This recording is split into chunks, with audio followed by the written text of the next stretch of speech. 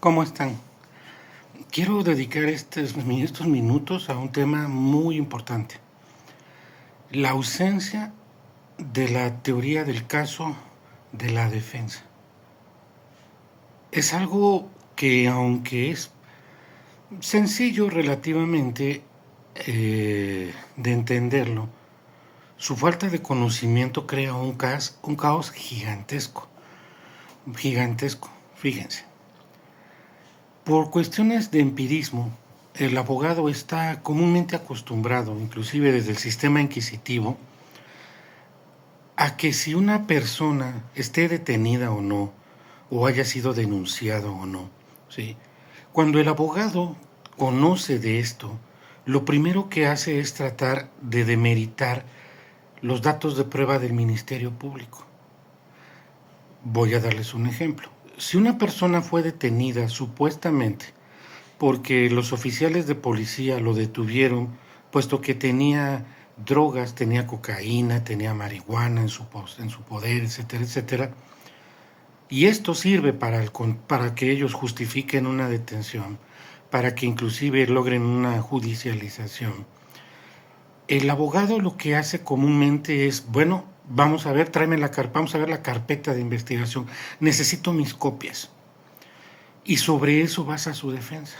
En tratar de demeritar que no fue así, que le sembraron la droga, que no lo señalan con claridad, que no es droga, etcétera, etcétera, cualquier cosa, pero desde el punto de las pruebas o de los datos de prueba del Ministerio Público.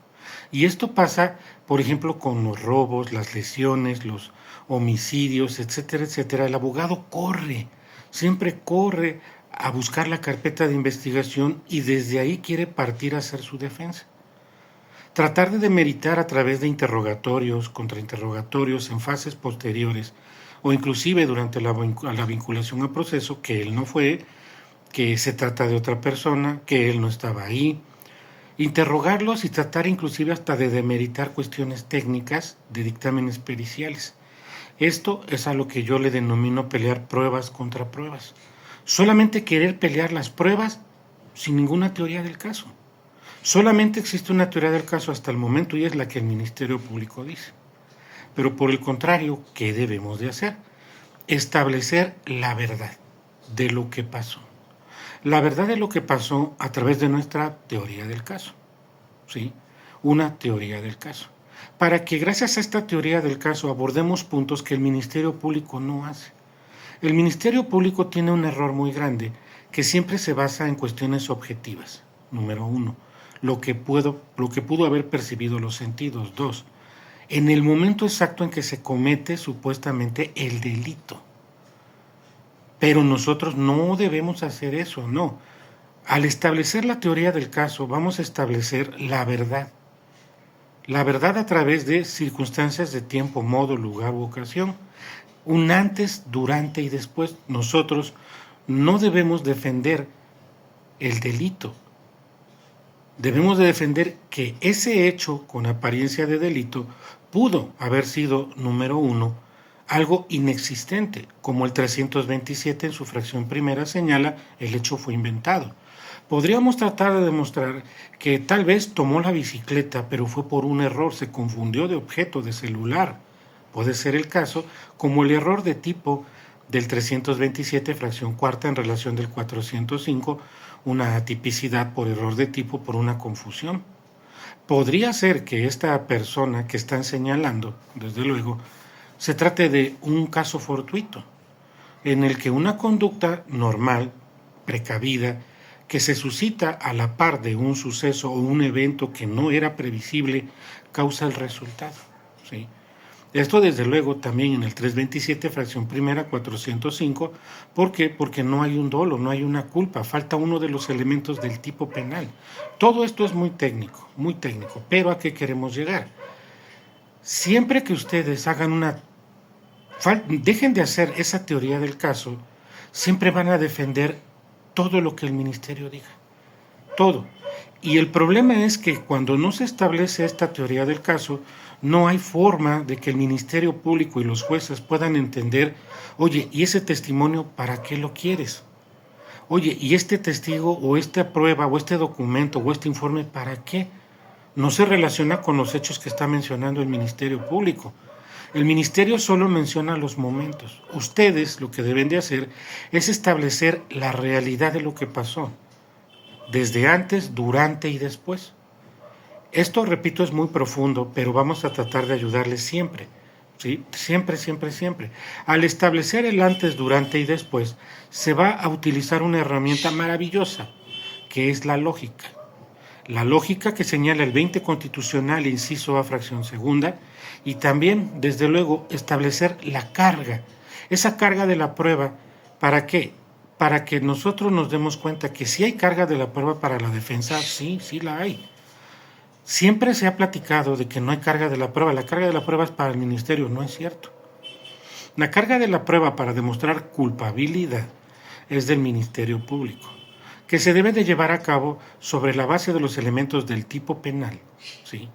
Que esto es totalmente distinto. Él tiene que demostrar que es culpable y que tiene datos o información de que es culpable. Pero yo tengo que demostrar, al menos, que lo hizo por un error, que estaba confundido, que fue una legítima defensa, que él no conocía la norma. Hablamos inclusive de una inexigibilidad de la ley. Todos esos presupuestos jurídicos que son un poco difíciles, tenemos que demostrarlos y abordarlos en nuestra teoría del caso. Gracias a este antes, durante y después, podemos darle esas características a la prueba de pertinencia, conducencia, legalidad, licitud, pero sobre todo la utilidad. Sobre todo la utilidad, ¿para qué la queremos? La conducencia, porque es relevante. Es relevante para saber que se confundió, es relevante para saber que lo están incriminando, es relevante para que nos demos cuenta que no había dolo, es relevante para saber que era imprevisible. Pero repito, estamos o están acostumbrados, desafortunadamente, la mayor parte de los abogados, a pelear y pelear y pelear y querer demeritar o peor, inventar hechos. Inventar hechos para tratar de quitarle una responsabilidad, eso no está bien. No está nada bien.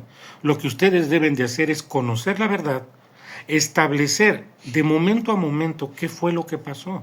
Un ejemplo. Imagínense que una persona es detenida porque supuestamente estaba golpeando a otro sujeto en una esquina. El Ministerio Público dirá, ahí hay lesiones, va para adentro. Hay testigos, lo señalaron, lo estaba golpeando, se acabó. Esto, si nosotros lo tomamos en consideración, bueno, pues están acreditando, de alguna manera están encuadrando un delito, mas no están demostrando qué fue lo que motivó a ello. Es ahí donde nosotros buscamos los motivos. Gracias a establecer un antes, durante y después, esto nos va a servir mucho, ¿sí? Nos va a servir mucho. Por ejemplo, demostrar que a la vuelta, esta persona estaba golpeando a un menor, queriéndole quitar sus dulces, y que cuando nosotros tratamos de evitarlo, de impedirlo, que se suscitó de alguna manera evitar que esta persona pudiera lesionarla, ya no se pudo apreciar en la historia que él lo estaba haciendo por salvaguardar el interés de esta persona o de inclusive un familiar. Y demostraremos al menos que no hubo una intención dolosa de quererle causar lesiones, no, sino que se pudo haber tratado al menos de una legítima defensa, por ejemplo, que pudo haberse tratado de otra cosa, que pudo haber sido un error de tipo, un error de prohibición, pudo haber sido la no exigibilidad de otra conducta, el consentimiento presunto, el consentimiento del bien jurídico tutelado, etcétera, etcétera, etcétera. Pero hay que establecer una teoría del caso para que al final el juez tenga dos lógicas. A ver, Ministerio Público, ¿qué me está usted diciendo? Pasó esto, robó, lesionó, mató, secuestró. A ver, defensa, no. Lo que pasó fue esto, esta fue la verdad. Él estaba haciendo esto cuando le sembraron la droga. Él estaba haciendo esto, estaba defendiendo a alguien.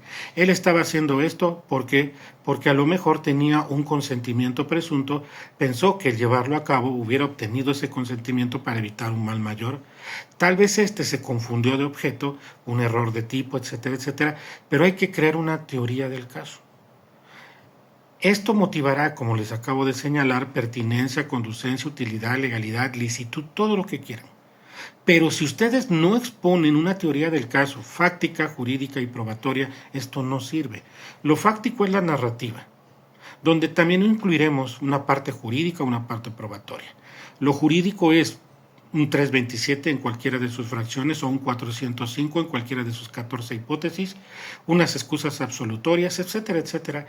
Y lo probatorio, ahí es donde entra Pedro, Juan, Lucas, ahí están los testigos, ahí están los documentos, ahí están los videos, ¿sí? Que permitan demostrar la realidad, no tan solo de lo tangible que pudo haberse visto el objetivo, no, lo subjetivo de por qué pasó eso.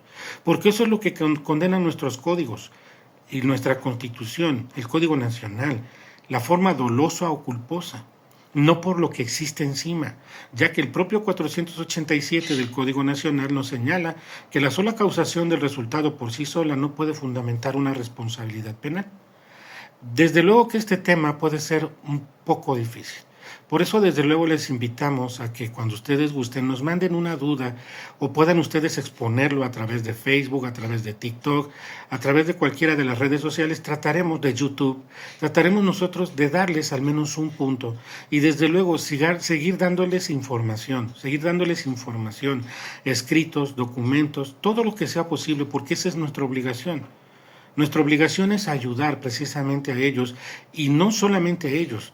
El punto verdaderamente importante es ayudar a la sociedad, de que esa persona agraviada se le haga justicia y de que esa persona que no cometió el delito no tenga por qué estar en prisión. Incluso el que sí lo hizo, el que lo llevó a cabo, el que no tiene excluyente a su favor, bueno, pues que reciba al menos una pena que podría ser mínima o algún medio alterno. Pero todo esto es con miras a la información, ¿sale?